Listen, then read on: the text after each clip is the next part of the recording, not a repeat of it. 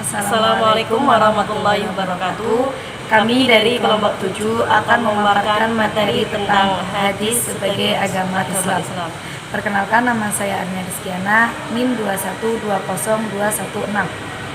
Saya Prasari Dewi, NIM 212164. Saya akan membacakan materi hasil diskusi kami. Hadis sebagai sumber agama Islam. Yang pertama, pengertian hadis. Hadis menurut bahasa yaitu sesuatu yang baru, menunjukkan sesuatu yang dekat atau waktu yang singkat. Hadis juga berarti berita, yaitu sesuatu yang diberitakan, diperbincangkan, dan dipindahkan dari seseorang kepada orang lain. Hadis menurut ilmu syara ialah hal-hal yang datang dari Rasulullah SAW, baik itu ucapan, perbuatan, atau pengakuan, yaitu takrir. Hadis ada 3.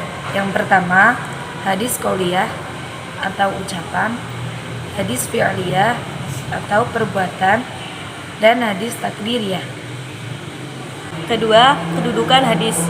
Kedudukan hadis sebagai bayani atau menjalankan fungsi yang menjelaskan hukum Al-Quran tidak diragukan lagi dan dapat diterima oleh semua pihak. Karena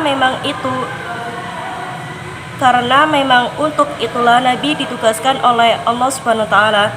Namun dalam kedudukan hadis sebagai dalil yang berdiri sendiri dan sebagai sumber kedua setelah Al-Quran, menjadi bahan perbincangan di kalangan ulama.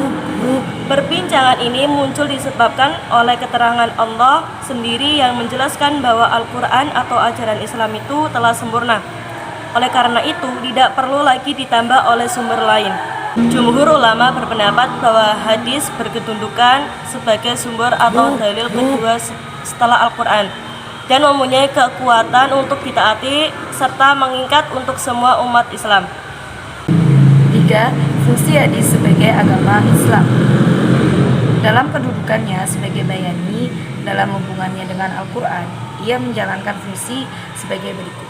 Yang pertama, menguatkan dan menegaskan hukum-hukum yang tersebut dalam Al-Quran atau disebut fungsi takkid dan takrir. Yang kedua, memberikan penjelasan terhadap apa yang dimaksud dalam Al-Quran. Ketiga, menjelaskan arti yang masih samar dalam Al-Quran. Yang keempat, merinci apa-apa yang dalam Al-Quran disebutkan secara garis besar. Yang kelima, membatasi apa-apa yang dalam Al-Quran disebutkan secara umum. Nah, yang terakhir, memperluas maksud dari sesuatu yang tersebut dalam Al-Quran. Kesimpulan dari materi kami yaitu hadis menurut istilah syara ialah hal-hal yang datang dari Rasulullah SAW, baik itu ucapan, perbuatan, atau pengakuan. Kemudian, menurut jumhur ulama berpendapat bahwa hadis berkedudukan sebagai sumber atau dalil kedua setelah Al-Quran. Fungsi hadis yang utama adalah untuk menjelaskan Al-Quran.